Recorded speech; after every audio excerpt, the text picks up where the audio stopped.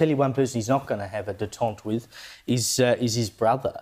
Because what if your brother, the boy who once shared your toys, your secrets, your childhood, stood at the gates of Windsor Castle and told you that your children would never be royals, never belong, never matter in the story of the monarchy?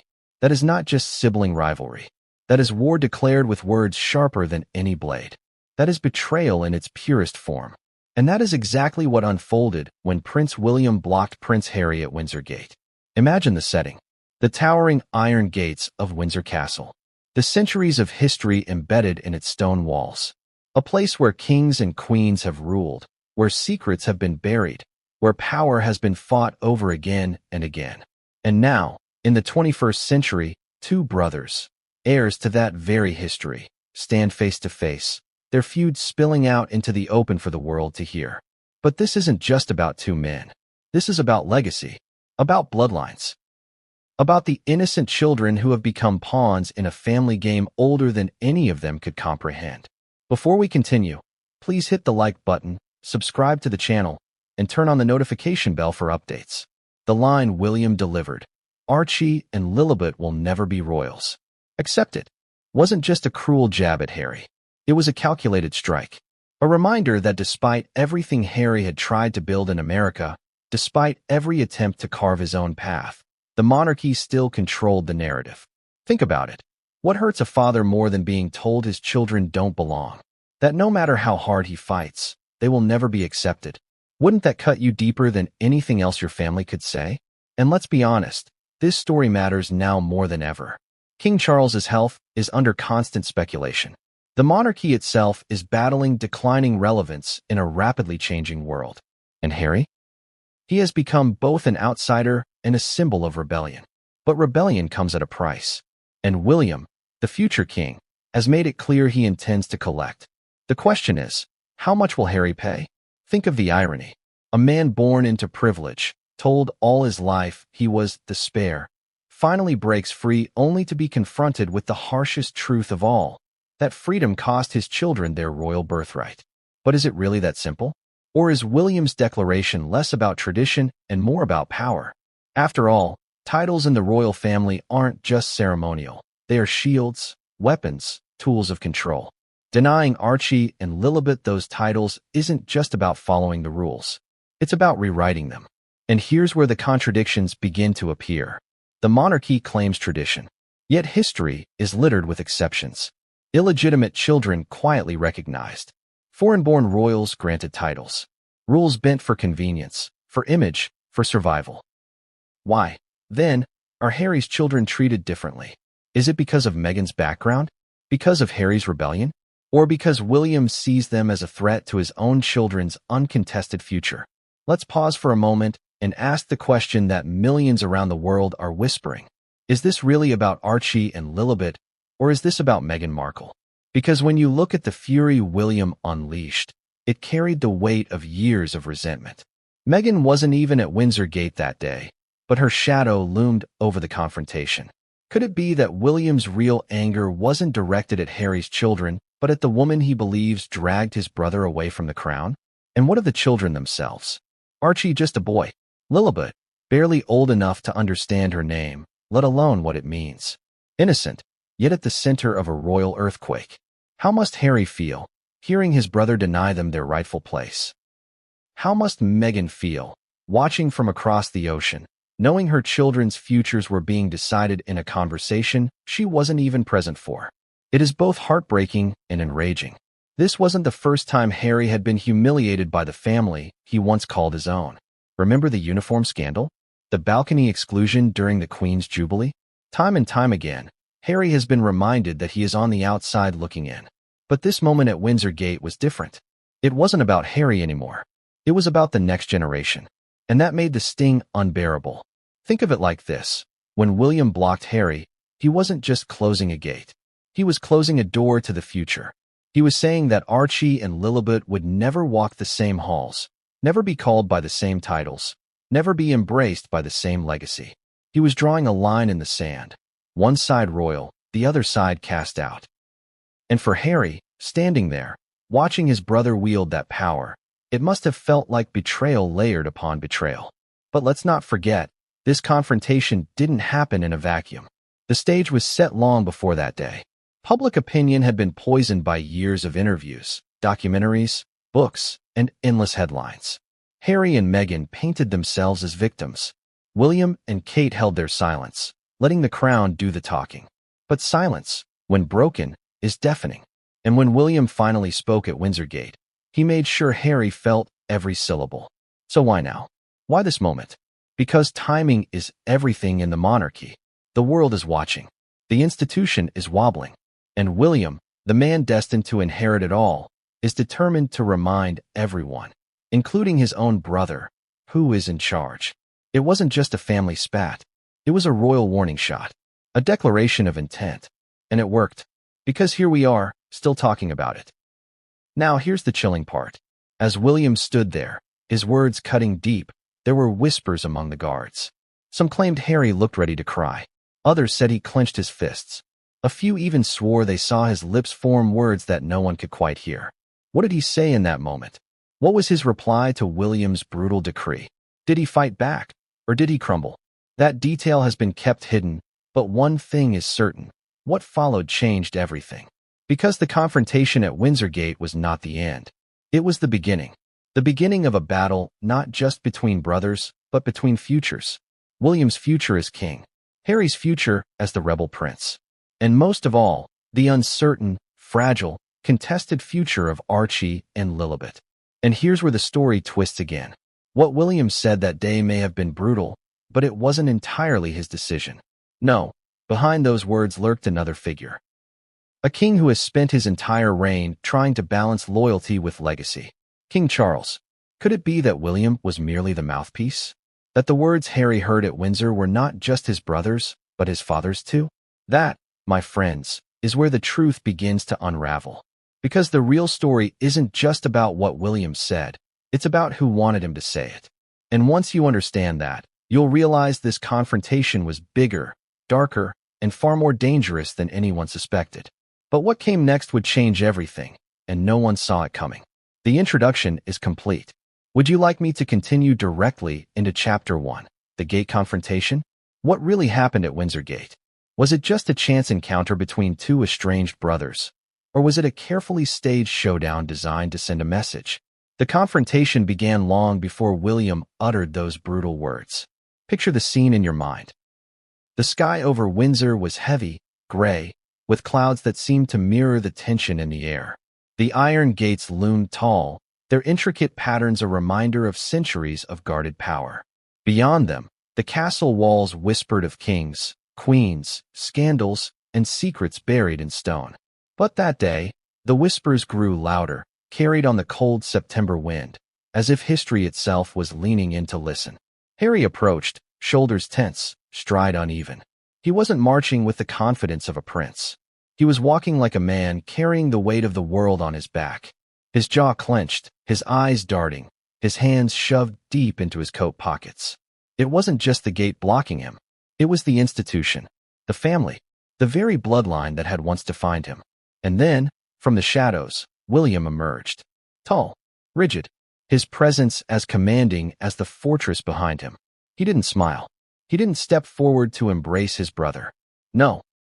He stood firmly planted, as if guarding the entrance not just to the castle, but to the legacy itself. His very stance screamed authority. He wasn't just Harry's brother in that moment. He was the heir, the future king. The silence between them was deafening. Do you know that kind of silence?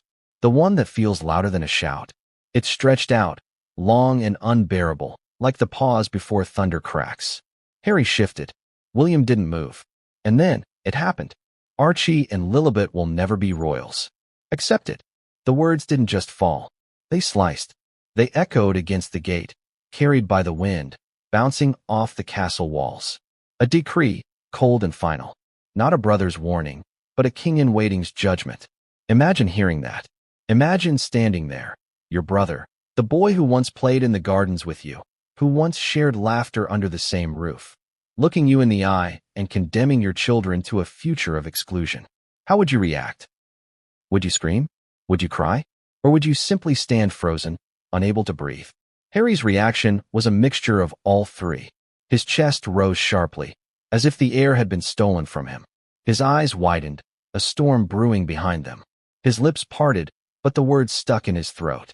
Guards nearby exchanged uneasy glances. They weren't just witnesses to a family quarrel. They were witnesses to history in the making. But here's the contradiction. William wasn't wrong, at least not technically. Royal protocols, succession laws, and centuries-old traditions give the crown the power to grant or deny titles. On paper, his words carried legitimacy. But the cruelty wasn't in the legality. It was in the delivery. It was in the way William chose to weaponize the rules against his own blood. And Harry knew it. That's why it hurt so deeply. It wasn't about titles anymore. It was about rejection. It was about a brother choosing loyalty to an institution over love for family. Think about it. How many of you have felt that sting before?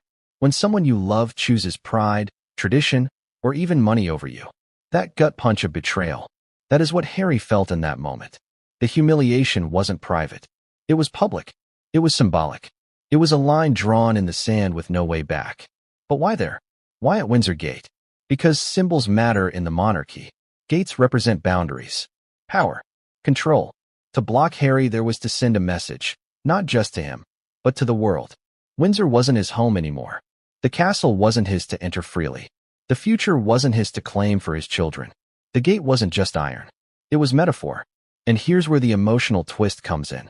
Harry wasn't the only one wounded. William, too, carried scars into that confrontation. He wasn't acting solely as an older brother or as a man protecting tradition. He was acting as someone who had watched his family torn apart, who had endured years of what he saw as Harry's betrayals. To William, blocking Harry wasn't cruelty. It was necessity. At least, that's what he told himself. But necessity or not, the words burned. They will never be royals. It's one thing to argue about family. It's another to condemn the innocent children who never asked to be born into this chaos. And that's why this moment struck such a chord. Because while the fight between Harry and William is messy, political, and personal, the collateral damage is two small children whose futures are now forever marked by words they didn't deserve. Did William regret saying it? Sources close to the palace whisper he didn't. They claim he felt empowered, righteous even, as if delivering the kind of tough love his brother desperately needed. But others suggest the flicker in his eyes betrayed him, that even as he spoke, he knew he had crossed a line too deep to ever erase. And Harry? Witnesses say he clenched his fists so tightly his knuckles turned white. They say his breathing quickened. His voice trembled when he finally managed to whisper something back. But here's the chilling part. No one could agree on exactly what he said. Some guards swore he muttered, "You'll regret this." Others claim it was simply, "This isn't over." Whatever it was, it left William's expression unchanged. Cold, unmoved. But beneath that icy exterior, was William as unshaken as he appeared? Or was there more boiling under the surface? That is the question. Because as the confrontation continued, another shadow began to emerge, a presence not physically there, but woven into every word exchanged. Diana, their mother, the ghost who still haunts them both. And that's where the story takes a turn no one expected. Because just when it seemed William had silenced Harry with that single brutal line, the memory of Diana resurfaced in the most painful, heartbreaking way possible. And what happened next at Windsor Gate would drag her legacy right into the middle of their war. What's more powerful than a sword? Words. Sharp, deliberate, calculated words. And on that cold Windsor afternoon, William wielded them like a weapon. Archie and Lilibet will never be royals. Accept it. It wasn't just a statement. It was a sentence. A life sentence. One that condemned Harry's children before they were even old enough to understand the weight of their names. But let's step back. What does it mean to be royal?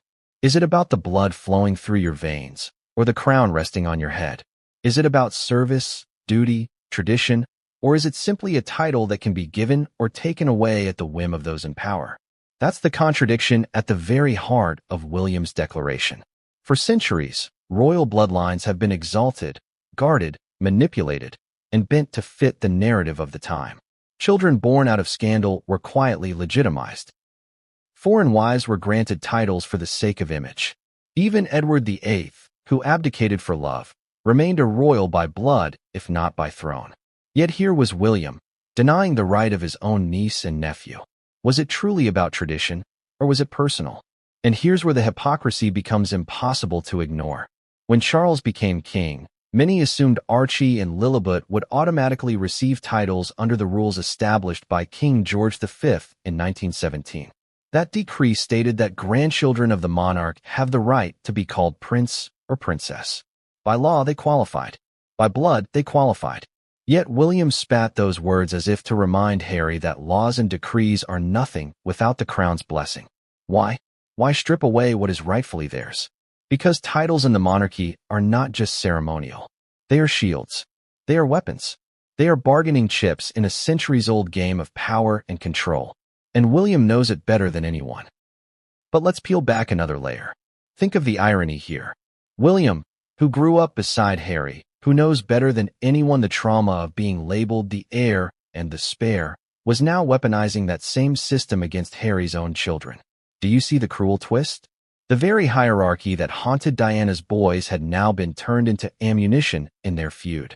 William had once been haunted by the burden of being heir, Harry by the pain of being spare, and now Harry's children were the collateral damage. And what does this reveal about William himself? His words that day were not spoken as a brother. They were spoken as a king in training. Cold, detached, pragmatic. For William, this wasn't personal, it was political. At least that's what he told himself. If Archie and Lilibet were recognized as royals, it could muddy the line of succession, create unnecessary distractions, even generate sympathy for Harry and Meghan in ways that could rival William's own children. Could the future king really afford that kind of threat? But let's be honest, threat is the right word. Not in the traditional sense of armies and battles, but in the subtler war of perception. Archie and Lilibet, just by existing, represent a competing vision of royalty. A vision tied to Diana's legacy, tied to Harry's defiance, tied to Meghan's American reinvention. To some, they symbolize modernity, diversity, change. To others, they symbolize betrayal. And for William, that symbolism alone is dangerous. So he cut it off, brutally, publicly, with one line: they will never be royals. Accept it. Now, pause with me here. What if you were Harry?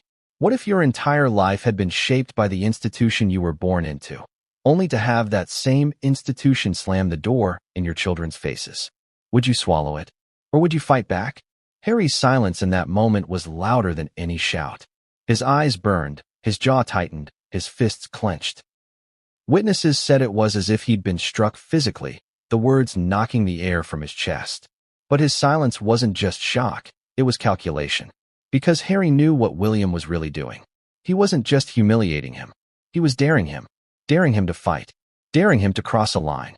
And here's where Diana enters the picture again.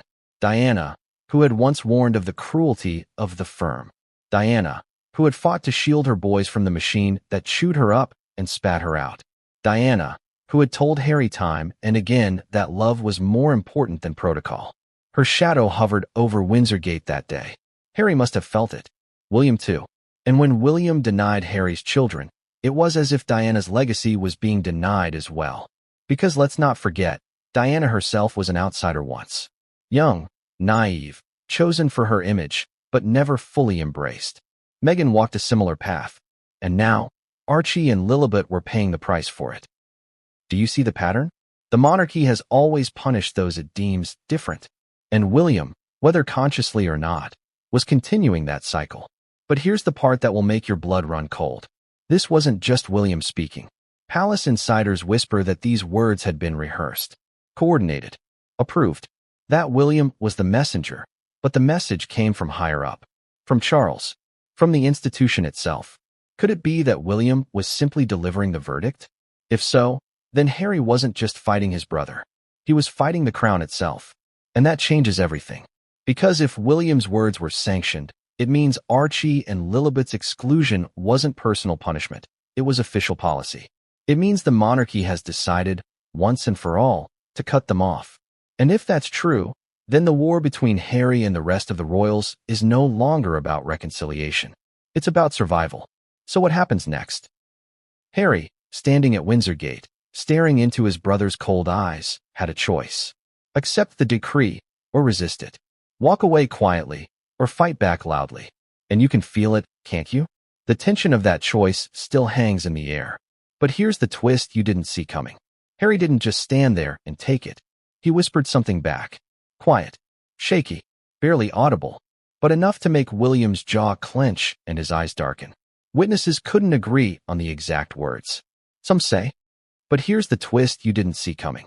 Harry didn't just stand there and take it. He whispered something back. Quiet, shaky, barely audible, but enough to make William's jaw clench and his eyes darken. Witnesses couldn't agree on the exact words. Some say it was, "You'll regret this." Others insist it was, "Not while I'm alive." Whatever it wasn't surrender. It was a promise. A promise that this fight was far from over. And that promise, made under the shadow of Windsor Gate, under the legacy of Diana, under the weight of centuries of tradition, would spark a chain of events that none of them could control. Because if William thought he had silenced Harry that day, he was wrong. The silence was temporary.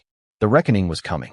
And it would begin with the one person who haunted them both, their mother. Because just when William thought he had delivered the final word, Diana's legacy came roaring back in a way no one could ignore. And that legacy would pit brother against brother like never before. What ghost is stronger than the memory of a mother? For William and Harry, it was Diana. Always Diana. Her presence wasn't just a memory, it was a haunting. And on that day at Windsor Gate, when William delivered his brutal decree, her shadow fell across both of them like a silent judge. Think about it. The very words William used, "Archie and Lilibet will never be royals," echoed against the memory of Diana's deepest fears. She had always worried her children would be swallowed by the machine of monarchy, chewed up, stripped of humanity, turned into symbols rather than sons. And now, decades later, that machine was still grinding forward. Only this time the targets were her grandchildren. What would Diana have said if she had been there? Can you picture it? Her tall frame stepping out from behind those iron gates, her piercing blue eyes locking on William, her voice rising above the cold wind. She wouldn't have stayed silent. No, Diana never stayed silent when it came to her boys. She would have defended Harry's children with every ounce of fire in her. But she wasn't there. And that absence, her silence, cut even deeper. Harry felt it most. Because every time William raised the banner of tradition, Harry saw their mother's face. Every time William wielded the power of the crown, Harry remembered how that same crown had crushed Diana. Do you see the contradiction? William, shaped by the same childhood tragedies, had chosen to protect the institution. Harry had chosen to fight it. Same blood, same pain, two different paths. And Diana's ghost stood between them, a constant reminder of what they lost and why they were divided. But here's where it gets darker. Palace insiders claim William himself invoked Diana during that confrontation. Yes, you heard that right. He didn't just attack Harry's children. He twisted the knife by dragging their mother into it. Witnesses overheard him mutter something chilling. This is what she would have wanted, for the monarchy to survive, not be dragged down by scandal. Can you imagine how Harry must have felt in that moment? His mother, the woman he idolized, the woman who became his guiding light, being used against him. To Harry, it was sacrilege, a betrayal beyond betrayal. Diana had fought the monarchy, exposed its cruelty, torn open its secrets. And now William was claiming her ghost as an ally to tradition? It was enough to make Harry's blood boil. And here's the cruel irony. Both brothers believed they were honoring Diana. William believed she wanted stability, dignity, and the survival of the crown. Harry believed she wanted freedom, truth, and the breaking of toxic cycles. Who was right? Who was wrong? Or was Diana's legacy simply too complex to fit neatly into either narrative? That's the tragedy. She became a symbol, pulled in opposite directions by the very sons she tried to protect. Now, let's pause here and ask a question directly to you. Whose side do you think Diana would have taken? Would she have stood with William, defending the crown, ensuring George, Charlotte, and Louis inherit a strong monarchy? Or would she have stood with Harry, shielding Archie and Lilibet from the cruelty of the institution that tormented her? It's a question with no easy answer. But it's the question that haunted Windsor that day. Harry couldn't let it go. You could see it in his eyes. His voice, when he finally spoke, was low, trembling, but laced with rage. "Don't you dare use her against me," he hissed. A witness later described the look on his face as the same haunted look Diana wore when she stood outside Kensington Palace, confessing to the world that she was trapped. William didn't flinch. He doubled down. And in that moment, Harry realized something devastating. His brother was no longer his brother. William had become the crown, the machine, the very thing Diana had fought against. And once you see your sibling as the enemy, how do you ever go back? But there's another layer here, one even more chilling. Remember Diana's famous interview with Martin Bashir? The one where she said, "There were 3 of us in this marriage." She was speaking of Charles, Camilla, and herself. But some insiders whisper that Harry now sees his relationship with William the same way. There are 3 of them in this war: William, Harry, and the ghost of Diana. She is the third presence in every conversation, every argument, every silent stare. And that ghost doesn't just haunt Windsor. It haunts California too. Meghan has often said she feels connected to Diana, that she too knows the loneliness, the exclusion, the cruelty of the press and palace. Some claim Harry has confided that Meghan and Diana are cut from the same cloth. If that's true, then William's rejection of Harry's children isn't just a rejection of Archie and Lilibet. It's a rejection of everything Diana stood for, and by extension, Meghan as well. Can you see how twisted this web has become? The fight isn't just about children's titles. It's about the soul of Diana's legacy, about who gets to claim it, who gets to define it, and who gets to weaponize it. And William's words at Windsor Gate proved he was willing to claim that legacy for himself, even if it meant turning it against Harry. But Harry wasn't done. Oh no. His silence, his trembling lips, his clenched fists, they weren't signs of defeat. They were signs of calculation. Because Harry, in that moment, remembered something. Something his mother had told him. A secret. A warning. Words whispered to him long before her tragic death. And those words, buried deep in his memory, came rushing back like a storm, shaking him to his core. Because Diana, long ago, had predicted this very battle. And what she told Harry would become the fuel for his next move. But what exactly did Diana say to Harry? And how did it prepare him for this brutal war with his brother? That, my friends, is where the story takes a turn no one saw coming. What if the person at the center of the storm wasn't even there? What if her presence was felt so strongly that it haunted the conversation like a ghost no one could banish? That was Meghan Markle at Windsor Gate. She wasn't physically standing beside Harry, yet every word William spoke carried her shadow. And here's the thing, William knew it. That's why his words stung sharper than steel. When he said, "Archie and Lilibet will never be royals," it wasn't just about denying Harry's children. It was about slamming the door on Meghan's dream. A dream she had once embraced with open arms, walking down the aisle at St. George's Chapel, imagining herself as a modern Diana, a global princess adored by crowds. That dream shattered, and William's declaration was the final stomp on the broken glass. Let's get real. Meghan has always been the unspoken wedge between the brothers. Harry adored her. William mistrusted her. And what started as quiet suspicion grew into outright disdain. How do we know? Because William didn't just see Meghan as an outsider. He saw her as the architect of Harry's rebellion. To him, Meghan wasn't a partner. She was a catalyst, a disruptor. And here's where the emotional twist comes in. William and Harry had weathered girlfriends before. They'd seen relationships come and go. But Meghan wasn't like the others. She was ambitious, independent, unapologetic. She didn't wait for the palace to shape her story. She shaped it herself. Interviews, PR campaigns, personal branding. Meghan didn't play by the unwritten rules of royal silence. And that made her dangerous. So when William blocked Harry at Windsor, he wasn't just saying no to Archie and Lilibet.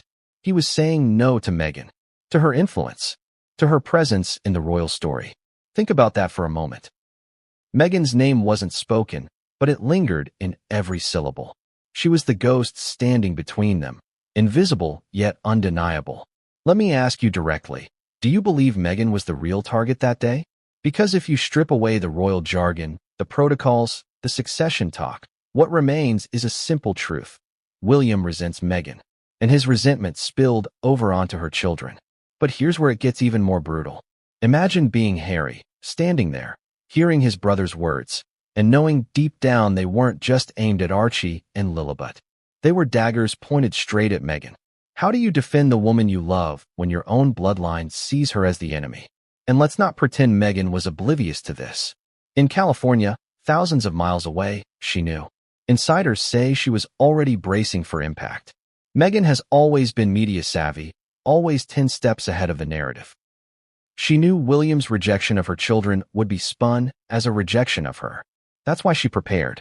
That's why leaks, whispers, and carefully placed stories began trickling out of Montecito within days. Do you see the irony here? The royal family thrives on silence. Meghan thrives on exposure. William closes the gates. Meghan opens the cameras. The collision was inevitable. And that's where the contradictions explode. William claims to defend tradition, yet his every word fueled Meghan's global relevance. He wanted to silence her, but in trying to erase her, he amplified her voice. Isn't that the ultimate irony? The more the palace resists, the stronger Meghan's narrative becomes. Now picture this. Meghan, sitting in her Montecito mansion, phone in hand, reading updates from Harry about the Windsor confrontation. The rage, the heartbreak, the resolve. Sources say she didn't cry. She didn't crumble. She strategized. Like a Hollywood producer rewriting a script, she began plotting Act 2. And Act 2 would not be played in Windsor. It would be played on the world stage. But here's the emotional kicker. Meghan wasn't only angry for herself. She was angry for her children. For the daughter she named after the Queen, only to be told she would never be acknowledged. For the son who once toddled through Frogmore Cottage, only to be erased from royal memory. Imagine that. Naming your child after the monarch, thinking it would bind you to the family, only for that very family to slam the door in their faces.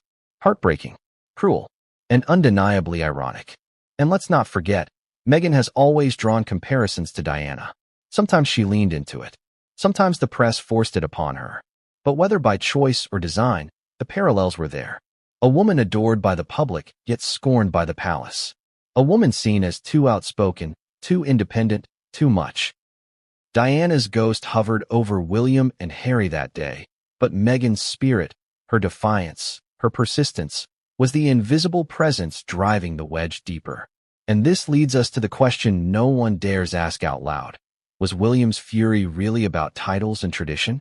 Or was it jealousy? Jealousy that Harry, the spare, had found a partner who rivaled Kate in global fame. Jealousy that Meghan commanded headlines, interviews, documentaries, while William and Kate stayed locked behind palace walls, playing the game of silent endurance. If that's the case, then Windsor Gate wasn't just about children's titles. It was about William reasserting dominance. About reminding Harry who really controlled the narrative. But control is a funny thing, isn't it? The tighter you grip it, the faster it slips through your fingers. And William was about to learn that lesson the hard way. Because while he blocked Harry at the gate, Meghan was already opening another door. A door that would lead to interviews, memoirs, and whispers of Diana's hidden letters. Letters that Meghan, allegedly, had access to.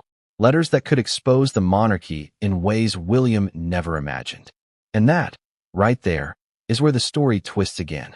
Because William's brutal words didn't silence Harry or Meghan. They lit the fuse. But the explosion? That was still to come. Because Meghan wasn't just invisible at Windsor. She was invisible and preparing her strike from across the ocean. And her next move would shake the monarchy in ways even William didn't see coming. What makes someone truly royal? Blood, law, or love? That's the question that thundered in the silence after William's words at Windsor Gate. Because behind the cold iron of that declaration, Archie and Lilibet will never be royals, lurks something far bigger, the very definition of legitimacy itself. Think about it. The monarchy has always been obsessed with bloodlines. Entire wars have been fought over who had the right to the throne. Children have been legitimized, erased, even hidden, all depending on what suited the crown at the time. Yet here we are, in the 21st century, with William wielding that same ancient weapon against his own brother's children. Let me ask you directly, do you believe royal blood is enough? Archie and Lilibet are, by any definition, the grandchildren of a king. Their veins carry Windsor blood. Their great-grandmother was the Queen of England. Yet William stood there, face of stone, denying them the very thing their heritage entitles them to. Why?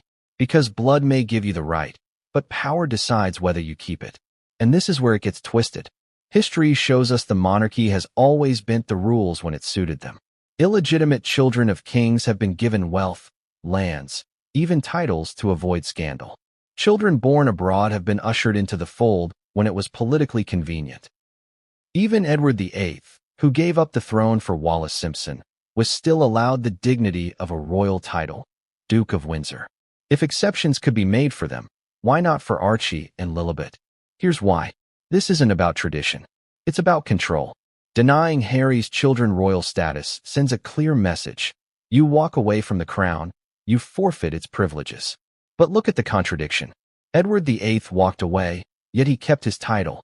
Princess Margaret married scandalously, yet her children retained their place in society. Why the harsher treatment for Harry's family? The answer, whispered in palace corridors, is Meghan. Her background, her independence, her refusal to bow to the firm. To many within those walls, her children symbolize a risk, a merging of royal blood with something the monarchy doesn't fully control. And here's where the irony bites. Diana once said she wanted her sons to be seen as human first, royal second. She dreamed of a monarchy connected to the people, grounded in love. Harry has tried to live that dream. Yet in doing so, his children have become the very ones stripped of recognition. Doesn't it sound like the monarchy punishes those who dare to be human? Let's dig deeper. Titles aren't just about style or vanity. They carry weight. They dictate security arrangements, status in diplomatic settings, even legal standing in international law. By stripping Archie and Lilibet of their royal identities, William wasn't just humiliating Harry. He was putting those children at risk. And that risk is real.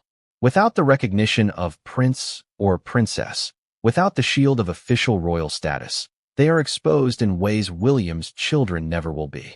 Can you imagine being Harry in that moment? Knowing that your brother's words weren't just symbolic, they were practical. That Archie and Lilibet's futures had just been diminished with a single sentence. That the power of the monarchy had been weaponized not against you, but against the children you love. Now, let's step into William's shoes for a moment. To him, protecting the bloodline doesn't mean including everyone. It means narrowing the field, ensuring George, Charlotte, and Louis are secure. Think about it. If Archie and Lilibet were recognized as royals, they would stand alongside William's children in the line of succession. Even if far down, their presence could complicate the narrative. And William is nothing if not a man obsessed with the narrative. But what William fails to see, or maybe chooses to ignore, is that the bloodline is already forever changed. Archie and Lilibet are part of it whether he likes it or not. Their existence has already rewritten the story. They may not have titles. They may not walk palace corridors. But their very being challenges the monarchy to confront its own double standards. And here's where the emotional weight presses hardest. Blood is supposed to bind. Brothers are supposed to protect. Yet William used that very bond as a weapon. He turned the sacred thread of blood into a chain, dragging Harry into humiliation. Doesn't it make you wonder, if blood can't protect you in a family, then what can? Let's not forget, this isn't the first time bloodlines have been questioned in royal history. Rumors of illegitimacy, whispers of affairs, scandals hidden away in dusty archives. The monarchy has survived it all by controlling the narrative. But here's the danger. In today's world, with the internet, with cameras, with leaks and memoirs, the narrative is no longer theirs to control. And that terrifies William. Because what happens if Harry flips the script? What happens if he exposes the hypocrisy, the contradictions, the selective memory of a crown that rewards some and erases others? Isn't that what his memoir Spare already hinted at? Isn't that what Meghan's interviews already made clear? The crown can try to deny Archie and Lilibet, but can it erase them from history? No. And maybe that's what cuts the deepest for William. No matter how many gates he blocks, no matter how many decrees he delivers, Harry's children exist. They are part of the Windsor story forever. And the more he tries to deny them, the more powerful their story becomes. But here's the chilling twist. Inside palace archives, buried deep within the rules of succession, lies a forgotten clause. A clause that, if invoked, could flip the entire conversation. A clause that Harry may already know about. Because as much as William believes he has closed the door, the truth is, history left it open. And when Harry discovers the power hidden in that clause, the entire monarchy will tremble. But before that revelation unfolds, another figure steps onto the stage. A king. A father. A man whose silence speaks louder than words. Because Charles, whether we realize it or not, has been pulling strings from the shadows. And his hand in this brutal drama will change everything. Whose voice was William really speaking with that day at Windsor Gate? Was it truly his own anger, or was it the echo of a father whispering orders from the shadows? That's the question that twists the entire story into something far more sinister. Because behind William's brutal words, many insiders believe, stood King Charles himself. Think about it. William is the heir, but Charles is the king. Nothing of such weight would be spoken without the crown's blessing. So when William told Harry, Archie and Lilibet will never be royals, accept it, was it really William's judgment? Or was it Charles's decree, delivered through the lips of his eldest son? And doesn't that change everything? Picture Charles in this moment. A man who waited 70 years to wear the crown. A man who has lived through scandal after scandal. Camilla, Diana, Andrew, the endless tabloid wars. His reign has been fragile from the start. Health rumors swirl constantly. Public approval is shaky. He knows he doesn't have the luxury of mistakes. To him, Harry and Meghan are not just rebellious family members. They're liabilities. Walking, talking grenades waiting to explode. And Archie and Lilibet? In Charles's mind, they may be the most dangerous of all. Why? Because they are both inside and outside the monarchy. Royal by blood, American by birth. They straddle two worlds, two identities, two cultures. And in the age of global media, that makes them uniquely powerful. Can you imagine the headlines years from now? Prince Archie speaks out from California. Princess Lilibet tells her story. The monarchy thrives on control. Charles saw that threat coming. So, sources say he made his choice. Cut them off before they grow into rivals. Here's the chilling irony. Charles himself was once in Harry's shoes. Cast in Diana's shadow. Humiliated by the press. Desperate for approval. He knows what it means to be the unloved royal. And yet, instead of breaking the cycle, he continued it. He silenced the very grandchildren who could have healed the family's fractured legacy. Doesn't that tell you everything about how power corrupts? Let's not forget, Charles has always been cautious, calculating, even cold when necessary. His marriage to Diana, his decades-long affair with Camilla, his quiet maneuvering to secure the throne, it was always strategy over sentiment. Why would his grandchildren be any different? To him, titles aren't gifts of love. They're chess pieces. And Archie and Lilibet, in his eyes, weren't worth the risk of giving away another square on the board. But here's where the contradictions start to burn. Publicly, Charles has spoken of streamlining the monarchy, making it more efficient, less bloated, cutting down the number of working royals, focusing on the direct line of succession. On paper, it sounds logical. But in practice, it meant drawing the circle tighter, excluding not just Harry, but his children too. And when William repeated those words at Windsor, it was Charles's policy being carried out. Now let me ask you, what does it feel like to hear your own father's silence through your brother's voice? Harry wasn't just confronting William. He was confronting the weight of the crown itself. Every syllable William spat at him carried the echo of Charles's judgment. That's why it cut so deep. Harry wasn't just rejected by his brother. He was abandoned by his father. But Charles's role here wasn't simply passive. Whispers say that before William faced Harry at Windsor, there was a private team meeting. A gathering of senior royals, hushed voices behind closed doors, teacups clinking in the silence. Charles, William, a handful of advisors. Their goal? To decide once and for all how to handle the Harry problem. And it was in that room, allegedly, that the decision was made. Titles would be denied. The gates would remain closed. And William would be the one to deliver the message. Why William? Because Charles knew it would sting more. A father's rejection could be brushed off as politics. But a brother's rejection? That wounds the soul. That divides blood in ways that never heal. It wasn't just strategy. It was cruelty cloaked in tradition. And doesn't that sound familiar? Diana once described the monarchy as an institution that takes and takes until there's nothing left. Wasn't Charles doing the same thing here? Using William as the sword, cutting Harry down while keeping his own hands clean? The machine grinding forward, consuming love, family, humanity. Anything that stands in its way. But let's not paint William as just a pawn. He agreed. He embraced it.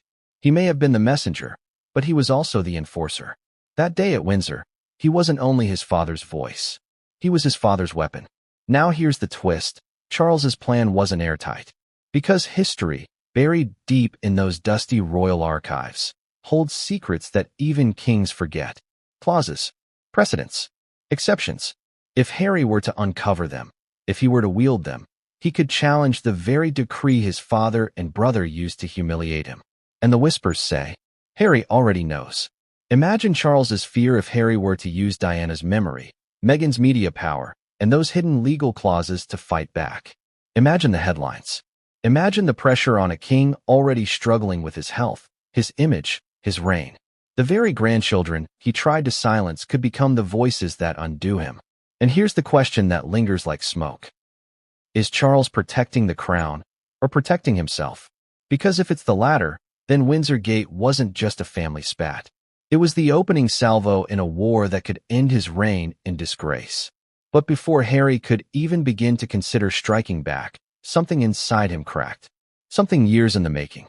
Decades of humiliation, betrayal, grief. All of it erupted in that moment, boiling over into something raw and unstoppable. And that eruption would become Harry's breaking point. A breaking point so explosive, it threatened to shake the monarchy to its very core. What happens when a man who has spent his whole life swallowing humiliation finally decides he can't take it anymore? That's what Windsor Gate revealed. For Harry, the words William spat weren't just about Archie and Lilibet. They were the breaking point. The moment when years of wounds, big and small, finally ruptured into something he could no longer contain. Let's rewind for a second. This wasn't the first time Harry had been pushed aside. Think of the uniform scandal during the Queen's funeral. Every camera captured it.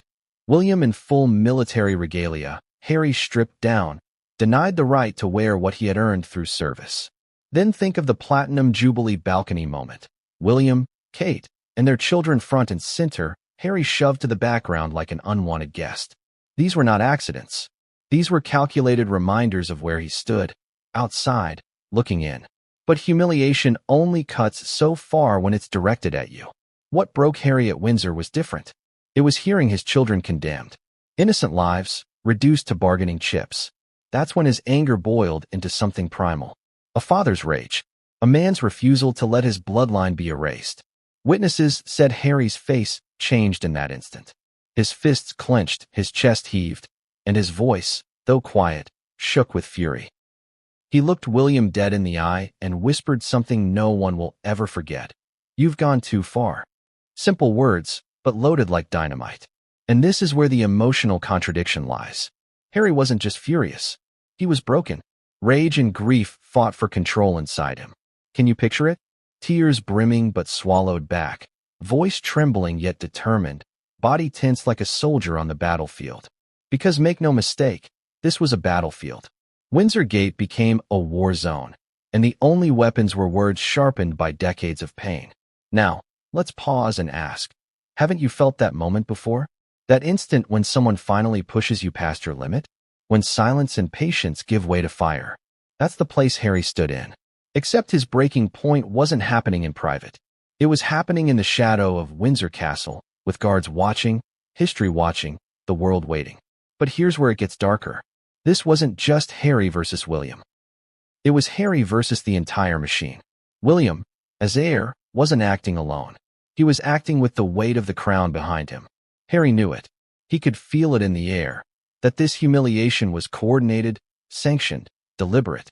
And realizing that his brother wasn't just his brother anymore, but the face of the institution that had tormented him his whole life, was like a dagger straight through the heart. Do you see the irony? Harry once wore the crown's uniform proudly. He once called the monarchy his family, his identity, his purpose. Now he stood on the other side of its gates, treated like a trespasser, his children reduced to nobodies. The crown that once defined him now disowned him. And that realization triggered the breaking point. Sources whisper that Harry's voice rose in that moment. Not to a scream, but to something more dangerous, controlled fury. He told William, I'll burn it all down before I let you erase them. Chilling words. Defiant words. The kind of words that reveal a man who has nothing left to lose. But here's the contradiction. Harry did have something left. He had Meghan. He had his children. He had Diana's legacy burning inside him. And with those 3 pillars, he found strength. His breaking point didn't end with collapse. It ignited resolve. He wasn't going to beg for inclusion anymore. He was going to fight for his family's survival, even if it meant war against the monarchy itself. Can you feel the weight of that? The moment a man decides he would rather destroy the institution that made him than let it destroy his children, that's no longer family drama. That's rebellion. That's revolution in royal clothing. But here's the twist. Harry's breaking point didn't just terrify William. It terrified the crown. Because once someone like Harry reaches that place, they're unpredictable, dangerous. A wild card who knows the secrets, who lived behind the palace walls, who can expose what others only guess at. Harry at his breaking point wasn't just a humiliated brother. He was a loaded gun, and William knew it. You could see it in the way he stiffened, the way his eyes flickered, the way his voice dropped lower as if trying to maintain control. But control was already slipping. The more William tried to assert dominance, the more Harry's resolve solidified. And then came the threat, the one that froze even the guards, the one that shifted the tone from family spat to looming disaster. Harry leaned in close enough that only William could hear. His voice was steady, cold. If you come for my children, I'll come for your throne. Can you imagine the shock of hearing that? The spare threatening the heir? The brother with no crown daring to challenge the brother born to wear it? In that instant, Windsor Gate became more than a family feud. It became the opening of a royal war. And that war, once started, could not be contained. But Harry wasn't the only one preparing to strike back. Because while he made his vow in the shadow of Windsor, Meghan, thousands of miles away, was already setting her plan into motion. And her counterstrike would be as ruthless as William's decree. What happens when the woman who has been painted as the villain decides she's done playing defense? That's Meghan Markle's story after Windsor Gate. While Harry stood trembling with fury before William, Meghan was already in California, far away from the iron gates, but her presence loomed larger than any fortress wall. And when she heard what William had said, that her children would never be royals, something inside her snapped. Not with tears, not with collapse, with strategy. Because Meghan, unlike Harry, wasn't raised in the palace system. She wasn't conditioned to obey, to stay silent, to swallow her pride. She came from Hollywood, a world where perception is power, where narrative is survival. And if William wanted to fight with rules and traditions, Meghan would fight with cameras and headlines. Think about it. The monarchy thrives on secrecy. Meghan thrives on exposure. One survives in the dark, the other in the spotlight. At Windsor Gate, William closed the doors. In Montecito, Meghan began opening them wide. Insiders whisper that within hours of Harry telling her what had happened, Meghan began making calls. Publicists, producers, old allies in the press. She wasn't just venting her rage, she was laying groundwork. Groundwork for a counterstrike that would remind William, Charles, and the entire palace machine that silencing her children wouldn't silence her. But here's the emotional beat that can't be ignored. Meghan wasn't just strategizing as a duchess. She was strategizing as a mother. Imagine being told your daughter, named Lilibet, after the queen herself, would never be recognized. Imagine being told your son, born into royal blood, would be erased from history books. Wouldn't you fight with everything in you to protect them? That's exactly what Meghan decided to do. And she knew her weapon, the media. Because while William could command the gates of Windsor, Meghan could command the world stage. Interviews, documentaries, carefully placed leaks, and above all, the emotional power of Diana's ghost. Yes, Diana again. Because Meghan understood something William underestimated. Diana's story still holds the world in its grip. And the parallels between Diana and Meghan were too striking to ignore. Both outsiders. Both adored by the public, scorned by the palace. Both accused of breaking tradition, when all they wanted was to be loved. Meghan realized she could tether herself to Diana's legacy, not as a pale imitation, but as a continuation. A living reminder of the pain William and Charles wanted buried. And then came the whispers about the letters. Diana's private letters. Notes she allegedly wrote, words she left behind, pieces of herself hidden from the public eye. Some insiders claim Meghan had access to them, through friends of Diana, through contacts Harry trusted. If those letters exist, they could be devastating. Because imagine the headlines. Diana, from beyond the grave, speaking directly about the institution that destroyed her. Imagine Meghan reading them aloud, drawing a line from past to present, from Diana's suffering to her own. Would the monarchy survive such an attack? Could William? Here's where the contradictions deepen. William insists on silence. Meghan thrives on voice. William hides behind the walls of Windsor. Meghan invites the world into her living room. William wields tradition. Meghan wields disruption. It's not just a family fight, it's two systems colliding. And neither side can afford to lose. But let's not mistake Meghan's counterstrike for pure revenge. It was also calculated self-preservation. She knew that if she let William's words stand unchallenged, her children would forever be branded outsiders. She also knew that silence would confirm the palace's narrative. Meghan has never been one to play dead. If they painted her as a manipulator, she would manipulate the narrative right back. And she did, quietly at first. A sympathetic article here. A carefully worded statement there. Social media whispers that Meghan was heartbroken for her children. Leaks that she was considering her options. Each one a drop of fuel on the fire William thought he had extinguished. And then, the irony. The more William tried to shut her out, the louder she became. The more he blocked Harry at Windsor, the more Meghan commanded attention in California. Doesn't that sound familiar? The same thing happened with Diana. The Crown tried to silence her. Instead, her voice grew louder. Now ask yourself, was this coincidence? Or was it history repeating itself in the cruelest of ways? Harry and Meghan together became something William and Charles feared, a rival court. A second center of power, one rooted not in titles or traditions, but in sympathy and global influence. And Windsor Gate was the spark that reignited it. But here's the twist you didn't expect. Meghan's counterstrike wasn't just about public relations. There are whispers that she had something more dangerous in her arsenal. Documents, receipts, perhaps even those Diana letters. Proof that could turn William's words against him and expose the monarchy in ways the Crown could never spin away. And if Meghan chose to unleash them, the palace wouldn't just face scandal. It would face survival questions. So ask yourself, did William realize what he had done at Windsor Gate? Did he realize that by trying to shut Harry down, he had woken up Meghan's fury? Or did he underestimate her, believing silence and distance would weaken her? Because if he underestimated her, then the monarchy was about to learn a brutal lesson. Because Meghan's counterstrike was only beginning.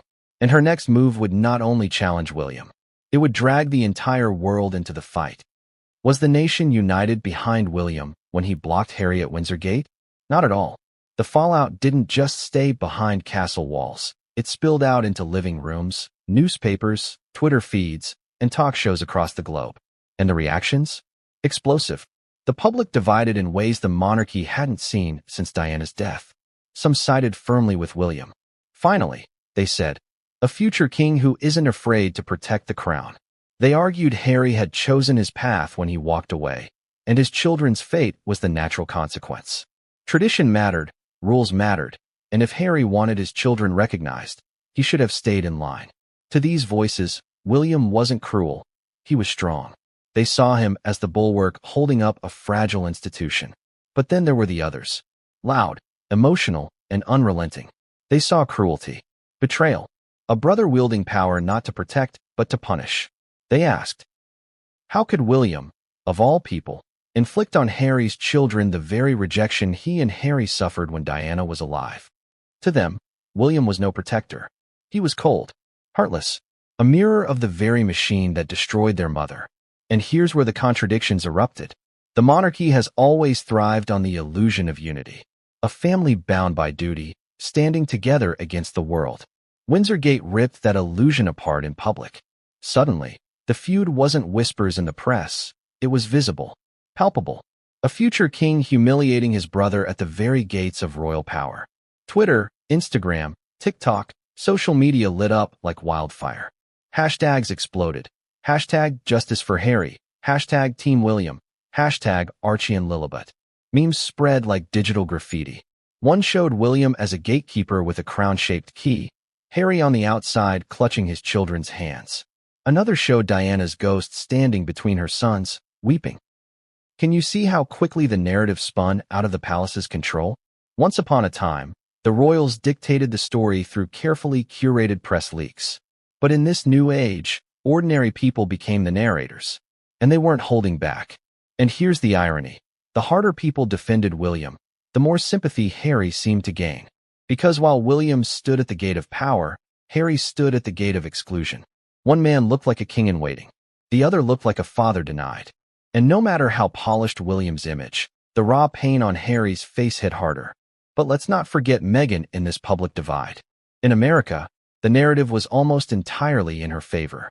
Talk shows, commentators, celebrities, they rallied around her. How dare they punish children, they asked. How dare they erase Archie and Lilibet because of their mother's skin color, their father's rebellion, their choice to live differently? In the United States, Meghan became a symbol, not just of resistance, but of justice. Meanwhile, in Britain, opinion was split. Traditionalists backed William, arguing Meghan had manipulated Harry and dragged him into exile. Progressives and younger voices leaned toward Harry, seeing echoes of Diana in his struggle. Street interviews captured the divide. William is doing what's right for the crown, one said. No, he's breaking his brother, said another. But here's where it gets really interesting. Into this storm of opinion stepped the press. British tabloids, eager for drama, played both sides. One day they praised William for his strength. The next they dripped sympathy for Harry, hinting at palace cruelty. Headlines screamed, "Royal rift widens," and Harry cast out. The media didn't want unity. They wanted chaos. Because chaos sells. And doesn't that reveal something deeper? The monarchy doesn't just battle itself, it battles perception. And perception is far more dangerous than protocol. Because perception decides legacy. Diana proved that. And Harry and Meghan knew it.